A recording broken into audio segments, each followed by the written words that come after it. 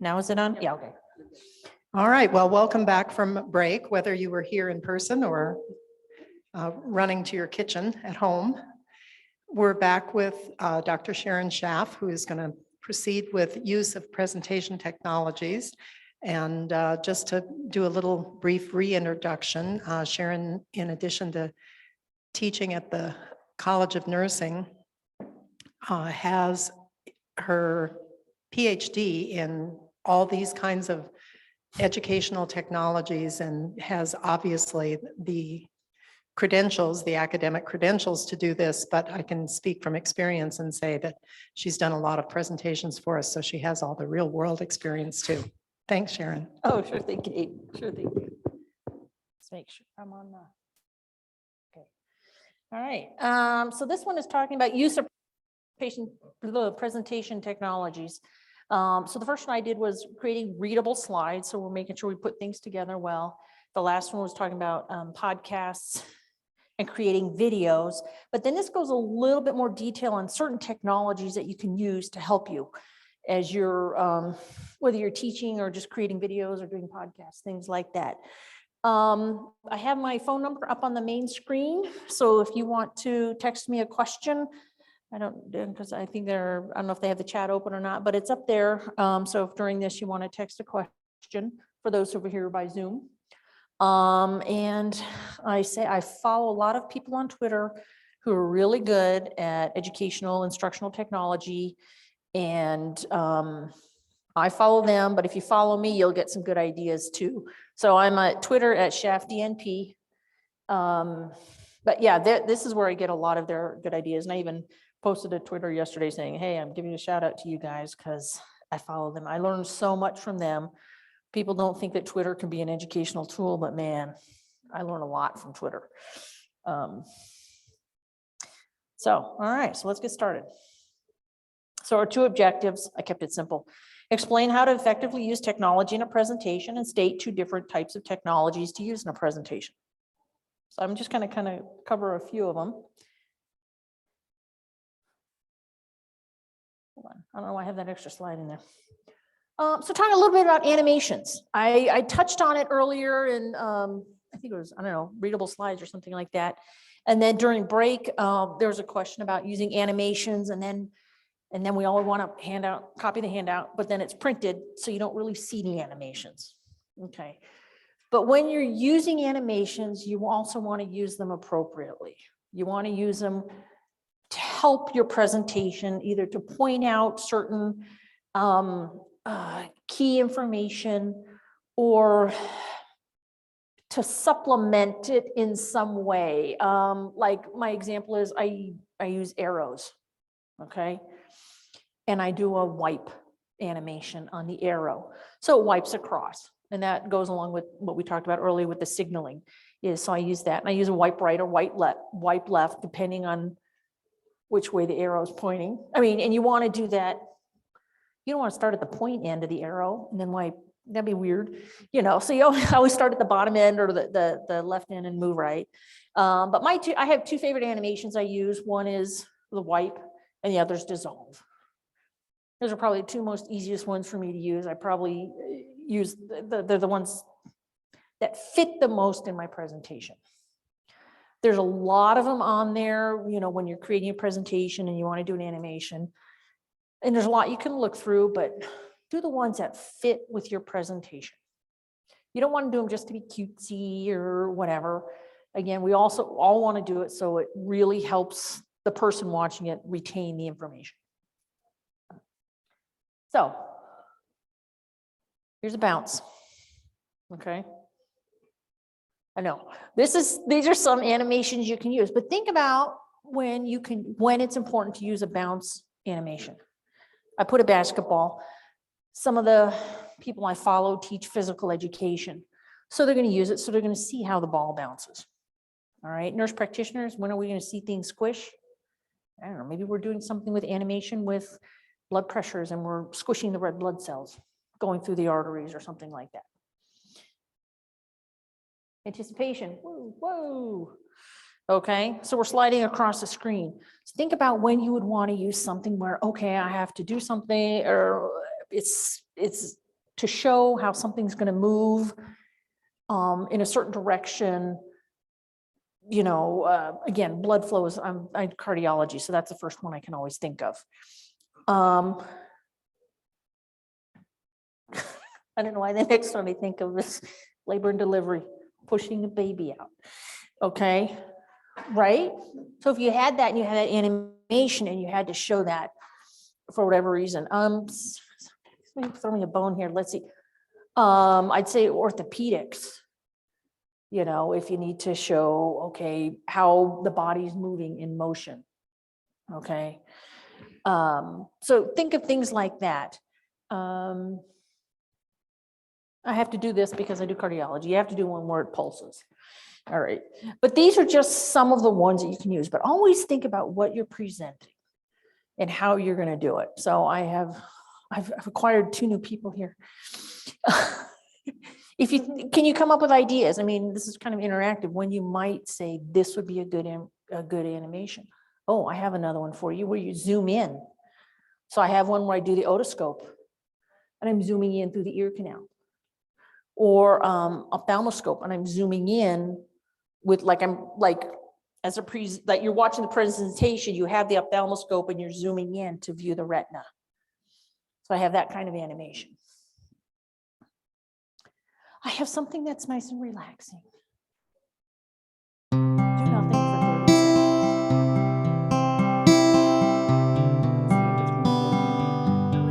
Oh, okay, it's not on mine, that's why I have my back to screen.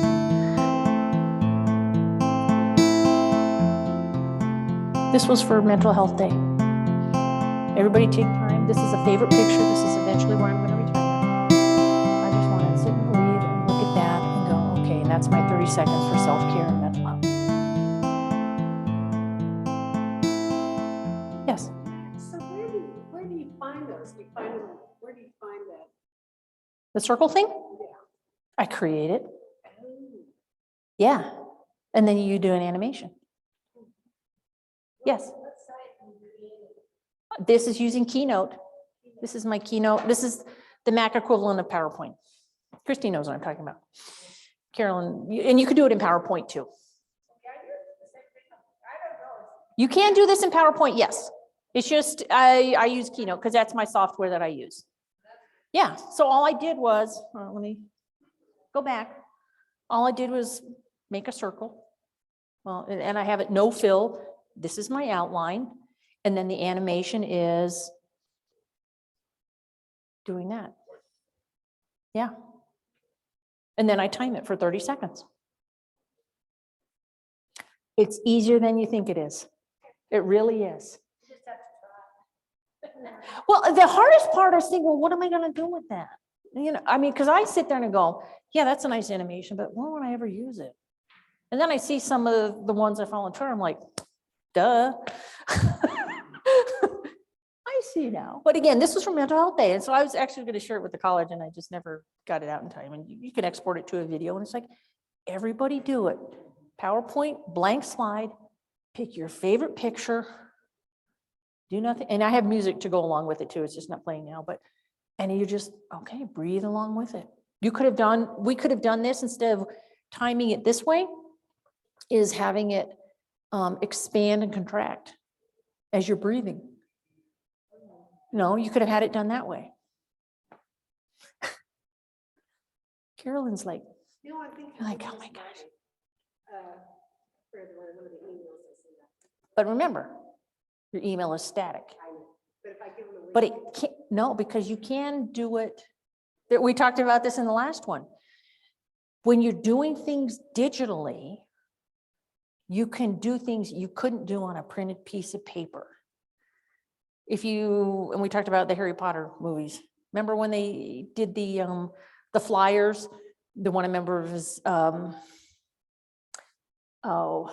wasn't Severus, it was, the guy who went to Azkaban. I can't remember his name. Played by Gary Oldman. And they had him in the flyer, and then he was moving in the flyer. Now you can create those. Yeah, they're easier than you think. It's just people don't think about it that way. And we talked, during the pandemic, a lot of these things have come out of the woodwork. Okay. Sorry, we have to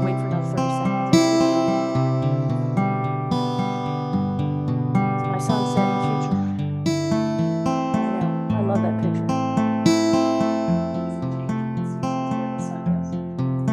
It should, because the Earth does rotate and tilt.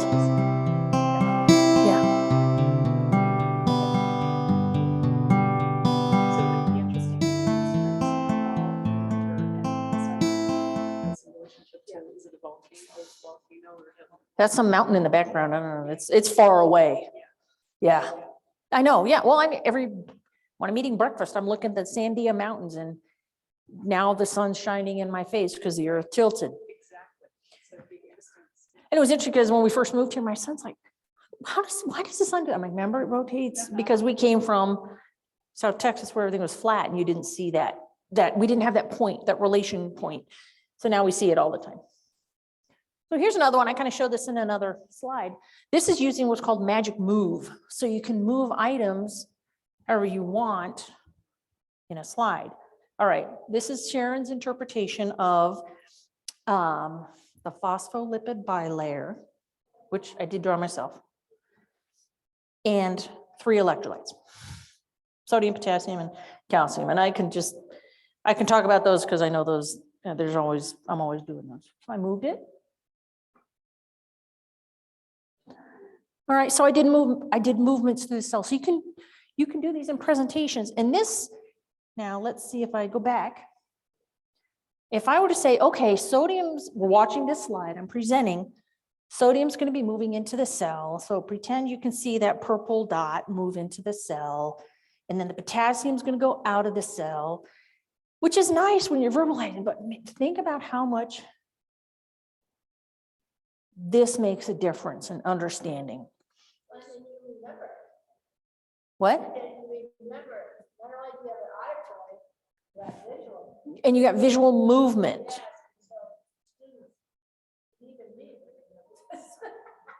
Yeah, I mean, live it, learn it, love it. So did you capture just the picture of the layer and then created the animation with the ball? You didn't do the whole, oh, you did? Oh. Yes, I did. I did that whole phospholipid. So what I did was, I only had to create one. All I had to do was a circle shape, kind of, give it a little, highlight it, or I did a gradient because I can't highlight.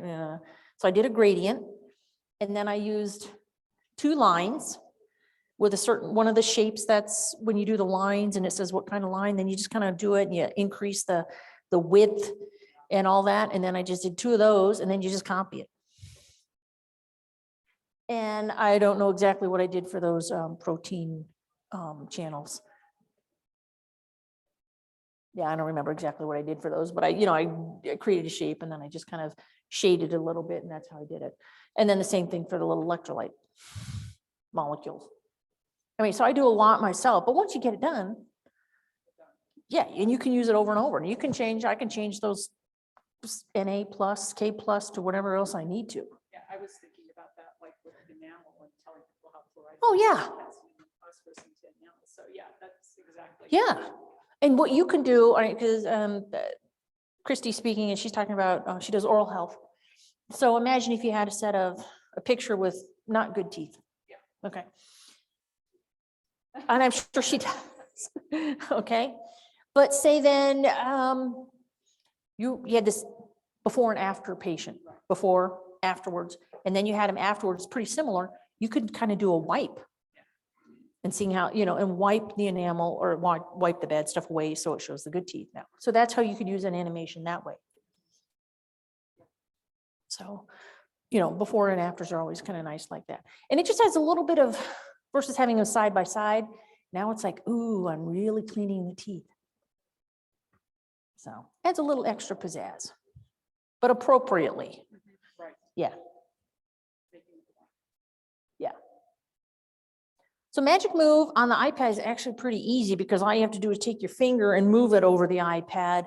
On the computer laptop, which is when I did this, it's a little bit more click the points and all that, but on the iPad, it's really easy because of the touch screen. But that's how you use Magic Move, really easy. Animated GIFs. I promised in the last one I'd show you how to make an animated GIF, because who here knows how to make an animated GIF? Okay. I know how to use it. Well, Okay, so I have this one. So this is one, and you might recognize it. This is the myocardial cell. It's a cardiac cell. Okay. So I want to show expansion and contraction, right? Hold on. It didn't do it. Or did it, and it did it once. I have the wrong picture. I have it so it contracts and expands in there. This one's a better one. This is using Magic Move. I used this in a presentation on social network analysis. Okay, now I could show you the numbers when I got my printout for my data analysis, and you'd be like, yeah, okay, whatever. This is a nice visual of that. And it shows how everybody, this is a network of discussions, and how people change in the network over time. So that's how I did that one. I use, again, Magic Move. And you do that, you can do that in Keynote. So how do you create an animated GIF? So, because it's April in New Mexico, I did one, with trees and leaves blowing everywhere. I should have done little pollen molecules, but. So what we do is, I've created all of my animations. Okay, so like in the cell with the electrolytes, I've created all those animations. Okay, so I have that slide. And then what I'm going to do is I'm going to go ahead, I'm going to save it, and I'm going to export to, and it'll tell me I'm going to save it as an animated GIF. How hard is that? That is so easy. Then it shows you export your presentation, which slides. And you always have to make sure it's more than, well, the slides you need, because I've done it where I've had multiple slides and I forgot to change the slide numbers. And I'm like, how come it's not doing anything? Okay. I do a large resolution and at least a frame rate of 24 frames per second. If you want it smoother, I think you can go up to 60, but that's, and then you hit next, name it, boom, it does all the work, which is pretty neat, huh? So this is on your computer? Yeah. Yeah, On the software. No. it's all in Keynote. I'm sure you can do it in PowerPoint, but I don't know. I don't use PowerPoint anymore. So here's my animated GIF.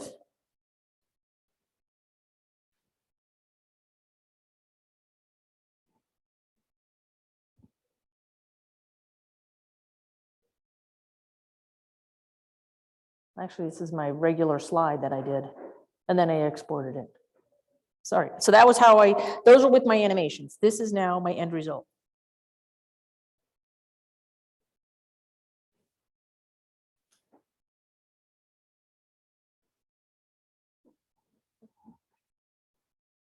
And I can loop it, so it can play over and over again. You can change if you just want to play once or whatever, but I have it looped.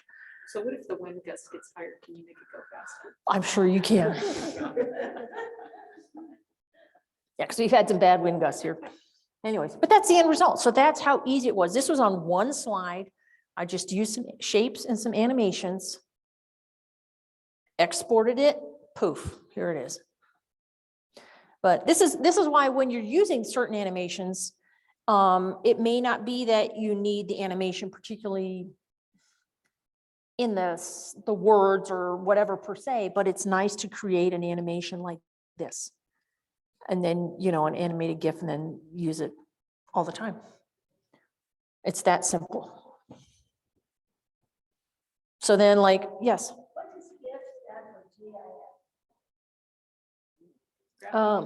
Graphic interface form or something like that. Now I say GIF. Some people says it's GIF, but I think about peanut butter when I hear that. So that's why I can say GIF. Yeah.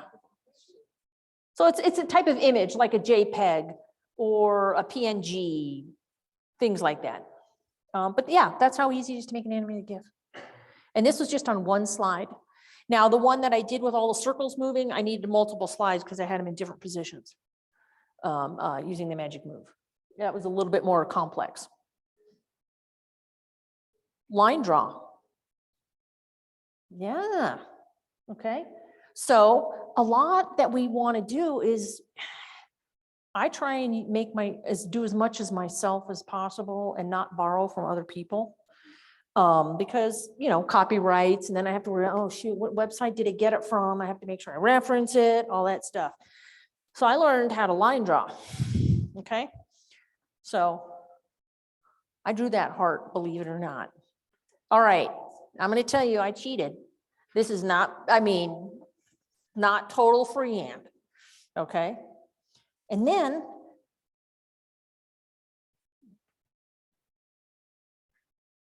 who's that?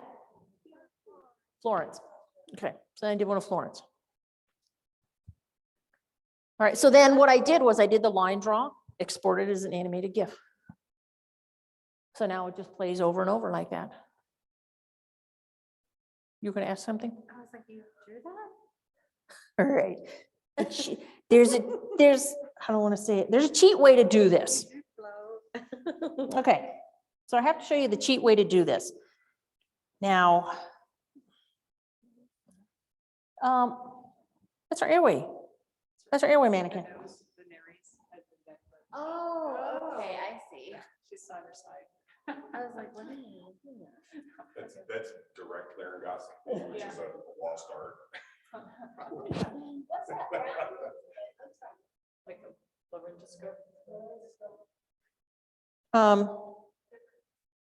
This is a laryngoscope blade, nose, mouth.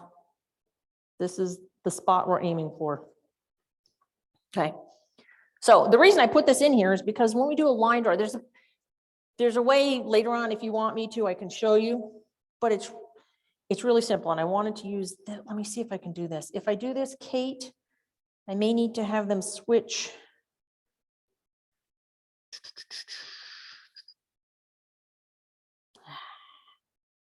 Let me see what my next slide is. No, I can't do it there. Basically, what I do is I take my Apple Pencil. Okay, I put my picture in there, the one I'm going to trace because I can't draw. Okay, you decrease the opacity. So then you make it like 40, 50%.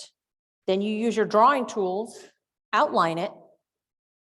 And then you can use your coloring tools to capture colors from this and put it in there. But that's how it came up with Florence.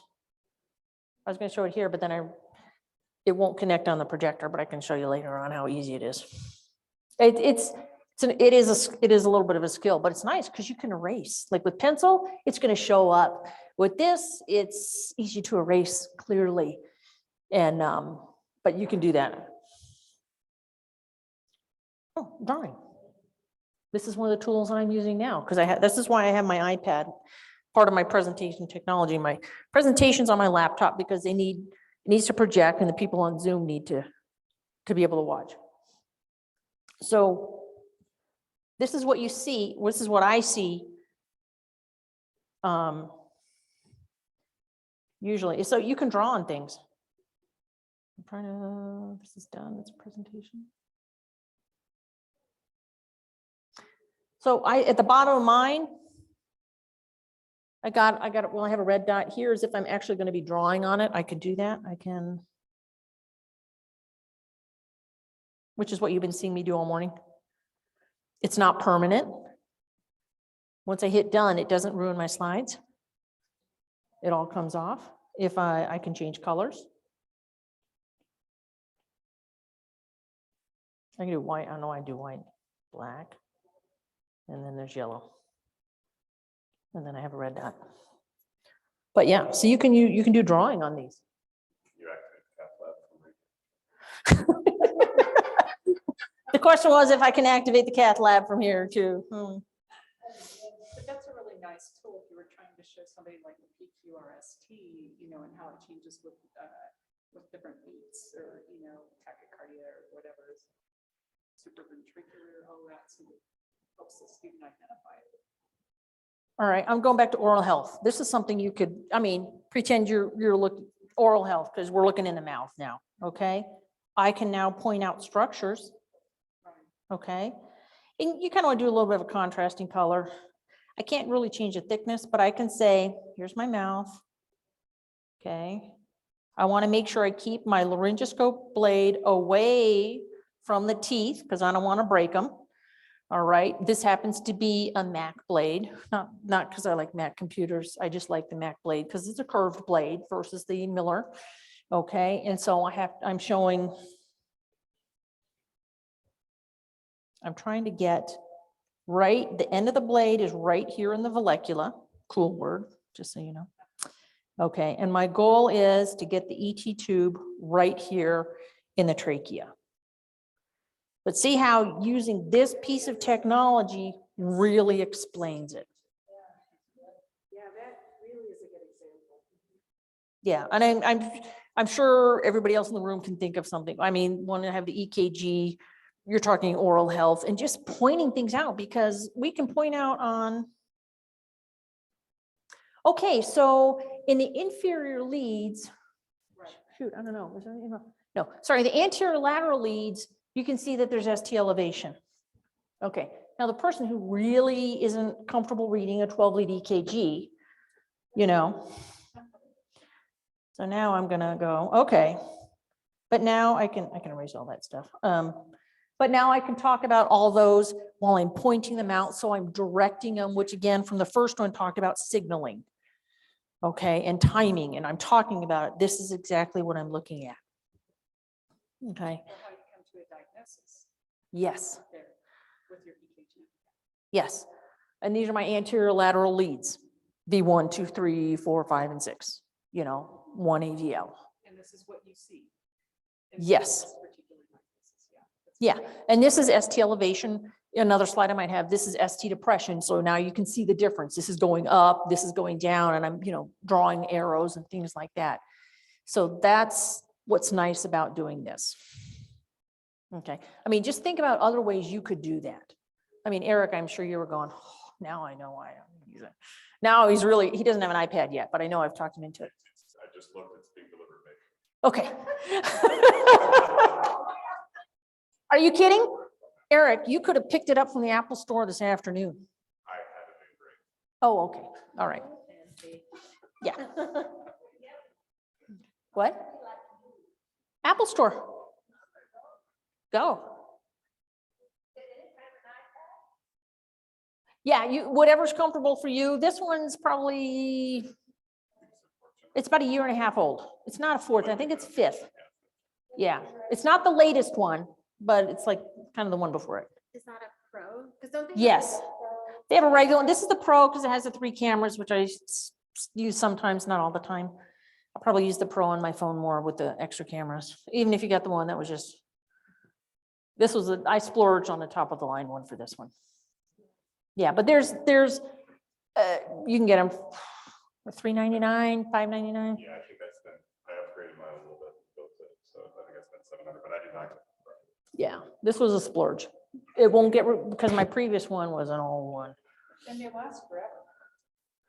Yeah, it's just more, yeah, it's more the, you know, software updates and things like that. And my other one was not as nice as this one. It was, I'm not even sure I was able to use a pencil with it. That's how old it was. Okay. But yeah, that's how we can use drawing on there. This is really nice as a presentation technology. That's why, and I know you can do it with tablets and things, you know, that non-Mac, and our disclosure is Eric has a Mac. We don't get any kickback. Okay. Yeah. But yeah, drawing's nice. It's really helpful in helping people learn and making sure they know what you're pointing to, because there's a lot of times, and this is nice compared to the clicker with the red dot. Because we don't move it very fast, but man, it goes bing, bing, bing, bing on the screen. I'm like, I don't know what I was looking at. Yeah. You know, so this really is a nice, Or it doesn't work on LED screens anymore. oh yeah, that's right, because it absorbs. Yeah. So, yeah, it just kind of disappears and kind of goes in there. So this is a nice alternative.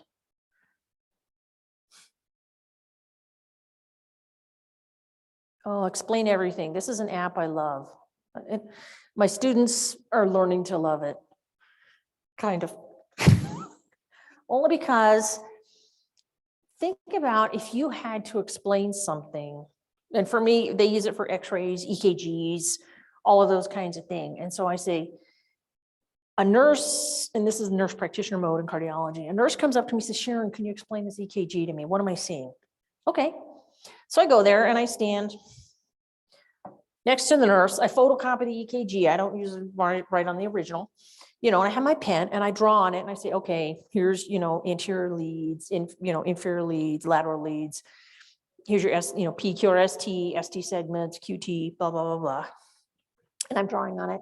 And I'm like, these are the ischemic changes that you're seeing. Because I wouldn't be casually doing this while they were having a STEMI. So they're having some ischemic changes and I'm pointing them out and explaining here, in lead V3 and V4, these are some anterior ischemic changes and I'm circling them, all this stuff. This is how I do it digitally. And then I record it because it records. You draw, you're speaking it. It's like I'm talking to an imaginary nurse next to me. This is how I'm explaining it, da, da, da, da, da. I record it, export it as a video, and use that as one of my presentations. And they can go back and then watch it over and over and over again. So I do that. I love this app. And they do it, we've done it for x-rays, skeletal x-rays, chest x-rays, CT scans, EKGs. We use it in the future. I'm trying to think what other things that we've used it for. I use it all the time. So, in the summer, they'll get EKG workbooks. So I've gone through the workbooks and I've explained everything, every single EKG on them. But it's a nice one. It's a nice tool. It's ideal on the iPad with a pencil versus the computer version. Trying to use the mouse is kind of weird. This is just a nice motion. It's easy. You just tap, record, and then you go through it. It's not always on the first try. I always have to rewind. Okay, no, I don't like that. Boom, delete, then record again. No, I like it, delete. Now, that being said, going back to the last one where I talked about making videos, plan out your presentation, storyboard it. So I'm like, okay, just to make my voice recording go smoothly, I'm like, okay, where's my P wave? Do I have a P in front of every QRS? Yes. Do I have, what's my PR interval? How many milliseconds is it? How many milliseconds is my QRS complex? What's my QT segment? Where's my T wave? Okay, what's my underlying rhythm? I write this stuff all out.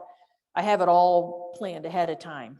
So then I'm not like, it really helps it go smoothly. But there's times you have to do it on the fly, but this gives them it gives people the practice of having to explain something and verbally articulate it. And then also repetition, because you don't get it right when you explain it the first time. So you have to repeat it over and over again. So that's why I make them do it to help them learn and keep the information there. Because I'm like, I remember I know that somewhere. Plus, they always have a copy of their video.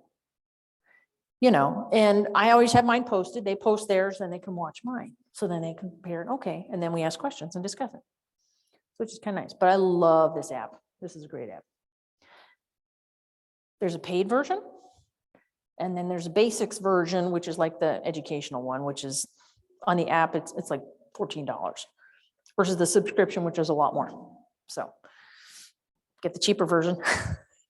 It does just as well. I think it's, how many you can record up there, but I keep all mine on my device. And I don't know, I've created over 100 of them on this. So Explain Everything is a really wonderful app. And actually I have the Explain Everything people following me on Twitter. I know. I feel like I'm a somebody now. So, Sharon, with these recordings that you do on the app, can you transfer that? You said you transfer it to your computer. So they're all kept on here anyways. okay. Yeah. So you can just pull those up like when you're teaching or something to show the video, like if you were teaching in class and you wanted to show them how to interpret an EKG or something, rather than standing there talking about it, you could pull that up and they could watch it. Or Now you have to repeat it. Christy has a question. If you're teaching virtually, can you just, as you do, or it's asynchronous or whatever, you can put this app on your computer, or, do they have to have this app to be able to visualize it, or can you No, You once don't it's have to have exported to a video, it's a video. Okay. And you could you put it into a PowerPoint? Yeah, Okay, or a Keynote. okay, Yeah. all right. Yeah, Any it's a device. regular video. Okay, It's just a regular video, okay, once you export it. all right. Thanks. Yeah. It's nice for asynchronous. Because when they do EKGs, I give them like 10 EKGs they have to do. And so move this, now I feel like a little bit of feedback. So, and maybe it's hers.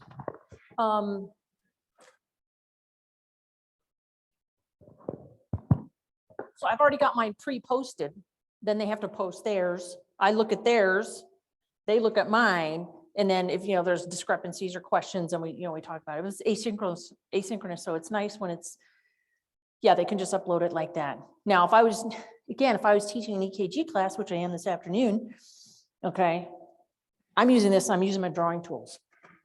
Now, I could be doing that on my app, by explain everything and recording it. So then later on, if I wanted to say, okay, here it was, and send it to Kate and say, here's the recording of all that, then I could do it like that. If you're presenting, remember, you want to be engaging with your students. You want to be talking. So it's not like, I'm here, okay, watch this video. Yeah, okay. So yes, this is what we're explaining. And it's just personal, you're really engaging with your audience that way a little bit more. Screen recordings, you can do that on the iPad. And no, this is not fuzzy that I made it. It's not, this is what happens when you actually are doing a screen recording. So let's see. So when I do it, I'm showing on, see. All you have to do is pull down on the upper right corner. Does that, and then you can hit record, and it records everything on the screen and your voice. So I mean, that's another way instead of using explain everything, if you don't have it, you don't want to purchase it, you can do it like this, records it, saves it to your videos. I think I did that with a couple in the previous presentation. Yeah, but that's another nice way to, somebody has a question. I got the alert on my.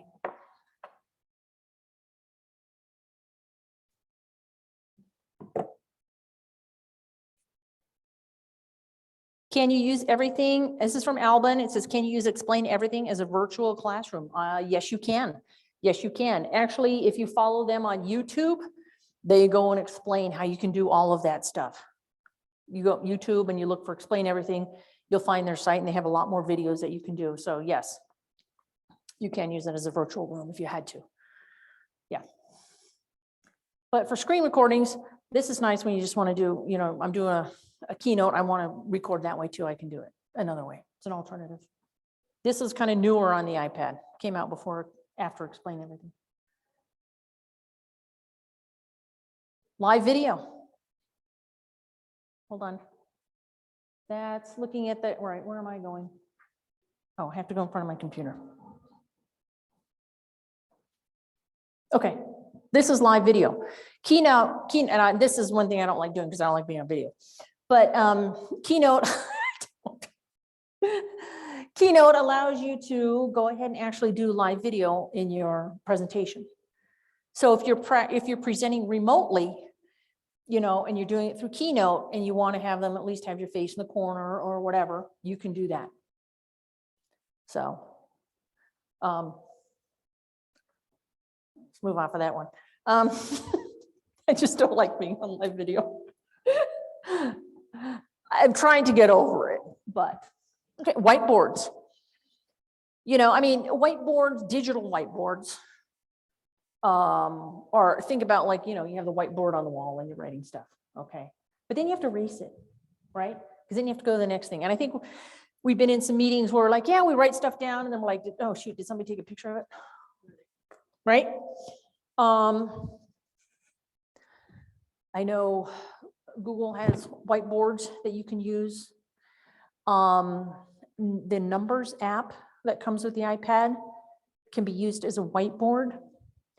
And the nice thing about it is you can save it for later on, like, wait a minute, What did I write down? Because you can write in there and create message, or you can do page, and in numbers, you can scroll down as far as you want to the right or left. Numbers is the equivalent of Excel, but it has more functionality. And it doesn't show all the grids when you don't need them. So it's nice, but use whiteboards as a presentation technology. And a whiteboard in here could be, I'm doing Keynote and I have a white background and I'm just going through slides and writing on those slides. But the nice thing is that you can save them and go back to them later. Like I said, so many of these other ones where they're static, they're on the board, we go in there, okay, oh shoot, we ran out of room, let's erase it. Shoot, somebody forgot to take a picture of it. What did we say? Forgot. We've all been in those kind of meetings, right? So yeah, use whiteboards. Collaborate. Again, you can use digital whiteboards with collaboration. So if I'm doing this Keynote or I'm doing a whiteboard with my Numbers app, I can collaborate with numerous people, invite them, and then we can all be collaborating at the same time, which is nice, and interacting. I've created an EMR for my students in this use in the sim lab. And I send it to them, they work on it, they send it back to me. So it's one file, but it's usually on, if it's on 2 of my devices, then they get out of sync. So I have to be careful of that. But if I collaborated with them, they could be interacting on it again, while I'm interacting on it too, and not cause issues. So I'm still working on that one. But yeah, do a lot of collaboration online. Use your whiteboards. Again, it's nice because you can save it. Yeah. So I also wanted to include in here, I got, just a few more minutes. I want to leave some time for questions, but who to follow. These are the people I follow, a few of the people I follow on YouTube. I follow on like over 100 or whatever. But these are the ones that are really have given me a lot of good ideas. Okay. So I follow on Twitter, I follow at Apple ADE, which is Apple Distinguished Educator. A couple of years ago, I went through the Apple Digital Boot Camp, and I met with some of them at the conference in December, and I was showing them what else I was doing, and they're like, oh, you need to apply for ADE. I didn't do it this year. I'm like, no, there's still people who are a lot better than me. But a lot of these, Ian Hughes, Martin Coots, Matt Poland, Jamie Clark are all Apple Distinguished Educators that I follow. They're all, again, they're working with K through 12. And it's amazing what K through 12 are doing on these iPads that we're like, I feel wimpy. But they're doing so much more. And they're freely sharing their ideas, which is really nice. And it's part of that community is like, if you come up with something, share it. So I always kind of, and if they ask, I post things like I used forms for my EMR for my students, I share it and somebody says, can we have a copy of that? I'm like, sure. Ian Hughes does a lot with GarageBand and creating music. Martin Coots does a lot with podcasting. Matt Poland, actually, I've been through a lot of his webinars. A lot of these people over in the UK. And so I'm in the morning, they're in the evening when I'm on their webinar or something like that. And, just talking, how can you use this animation to help them learn and get better ideas and stuff. And then expat educator, Jamie Clark, really has given me some great ideas I used with the podcasting information last one. And some of these I also follow on YouTube. Matt Poland, he has all these, how do you use this on iPad? He does these and he just posts them to YouTube when he's doing these webinars. Explain Everything again is on YouTube, and Mr. Ergodon EDU, he's also on YouTube, and he also explains how to use digital technologies and they go through, how do you do it step by step? And that's one of my goals to do, is create some of these videos so I can show them, so everyone step by step on how to do some of these things. That's my goal this year to start doing. So those are some, I'm going to leave that slide up. Some fun people to follow, and it's just, again, on Twitter, it's just, they post a lot more than I do, and they're doing all amazing stuff. And it's just quick, easy bits. Hey, we've got it down. You can get it from my Dropbox. I save a lot of things to Dropbox, you know, from the Dropbox to mine, just to use. Templates, things like that. So a lot of digital technology, and I just did really a high level overview on some of the ones you can use, but then how do you specifically use them and getting in the nitty gritty, that'd be a lot more time consuming. So, any questions?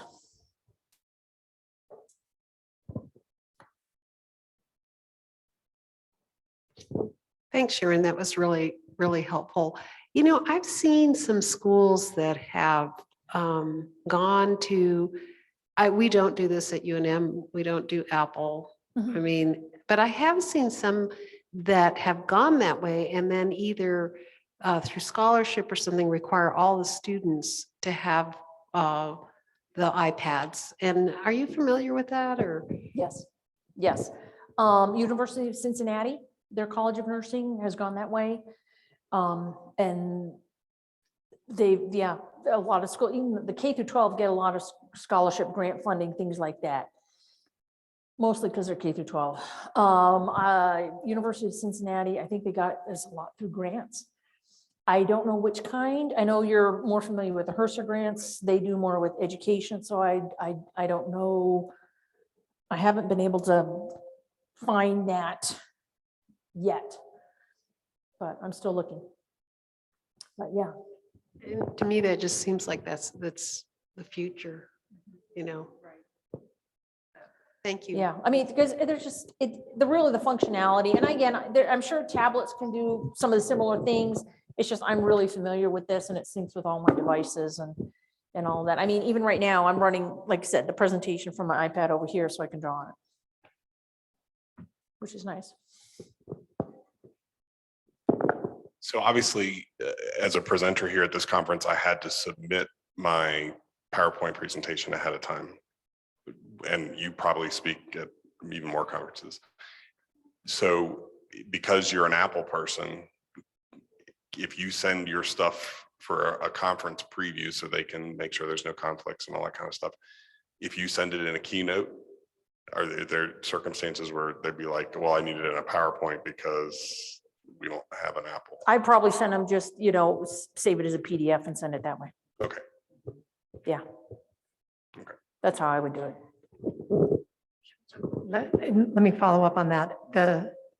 For the handouts, sending a PDF is fine, but we do preload the presentations. Now, Sharon has been a presenter for us for many years, and so she says, I'll bring it. We know that. But we do ask for those. So that's a good question, because if someone sends it as a Keynote, I'm assuming there's You have to have probably a Mac. yeah, I mean, you just and have we to have a Mac. use Mac, so Yeah. that isn't an issue. Right. But could it be other? It could. It The other could thing be. you could do is you can export Keynotes, you can export to PowerPoint. Yeah. It loses a little bit of functionality and sometimes formatting and stuff is changed. So you can always send it to them in both formats. That would be an alternative. So as an educator, I want to think about people putting together lectures synchronously or asynchronously. Do you find that this adds a good bit more time to your preparation for courses? And then how is the outcome for you? Now, I know you work in more of a technological area than maybe some of the other NPs, but talk to me about that. And is it a matter of just gaining the skill, and the more proficient you become at the skill, the quicker it goes for you? So, all right, so when we talk about lectures, I really hate to use that word, you know, and I'm here standing and I'm talking, but I'm really, you know, I'm really trying to make sure I'm engaging with you. So you're doing that. You know, it's funny because I mentioned earlier, yeah, we do this in MSN school or, you know, doctoral school, whatever. It's like, okay, engagement, collaboration, flip class, learning, and then we come here and we're still standing in the lecture. This would have been, if we had more time, I could have, and if I thought about it sooner, nice workshop to say, okay, let's everybody bring your laptops. This is what we're going to do. Okay. So, going back to the first part of your question about, okay, people do lectures. Okay. So, and Eric and I talked about this. We looked at lectures from, you know, 10, 15 years ago, and we're like, what were we thinking? Okay. Words on a slide. Okay.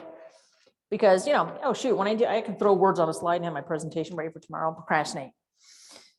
But now you have to start thinking about, yeah, if you're going to stand up, regurgitate material, people in the audience are doing whatever the heck they want, and they're really not paying attention. But what's the point of being up here and transferring information? The whole point is, one, I have to entertain. Two is so you learn and gain some knowledge from this transaction, right? Okay. So in the first one, we kind of covered it, is that words on a slide and you repeating the words on a slide is not the way. People don't retain that information.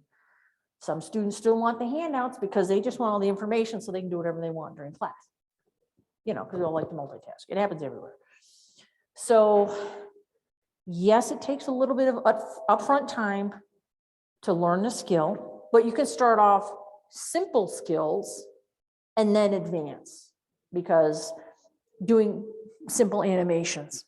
Okay, I'm going to use this. I'm going to try this a little bit. Okay, images, this is what I'm going to do. And then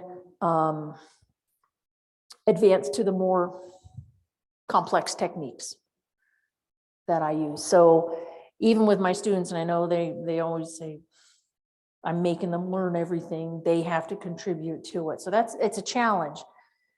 But yeah, it takes some skill, some upfront, it's pre-planning. Because once I'm doing a video recording, that doesn't take long at all. And because in the previous one, I've got everything written down that I'm going to say. I'm not winging it. I've got everything. So all I just have to say is read my presenter notes, hit record, read presenter notes, next slide, read, but my slides are not all words on a slide. So it takes a little bit. It takes getting over that. I'm scared of technology and, learning new things. Like the first day they talked about change. Was it unfreeze? Something, then freeze again? I forgot the middle one was. Fluence theory. Yeah. I remember the first part and the last part. I can't remember what the middle one was called. Change. I thought it was something more than change, but the freeze part. Yeah, but it's one of those things, we're constantly going through that cycle. It's not like you can't be stuck in a rut and do the same thing. And I've talked, now doing all of this and understanding the theory behind it and why we do it this way or why it should be done this way is, one, to make sure the learner's going to retain the information. And over the past 4 days, I know I've sat and I've critiqued mentally. I'm not going to go up to somebody, I'm not going to do that. But I will look at presentations, go, I like how they did that. I will pull that in. Or I didn't like that. That's not how I would do it in the future. Okay. Now, Eric has been asking me questions because he said, oh, I want to see this because I want to see, if he were to say, hey, Sharon, sit down with me, let's go see how can I get it better? I'd be happy to do that with him. So I'm open to that. And it's actually kind of fun when I'm showing him how to do that and share ideas. So yeah, but there's a learning curve. Once you get past it, you start with the basic skills, then you're like, okay, this is boring. Let me do a little more. Let me do a little more. Let me do a little more. And then next thing you know, you've really got a bunch of skills. But it has to be willing to do that. A lot of people are afraid of technology. So did that answer your question? Any other questions? No. All right, thank you. You can stop record.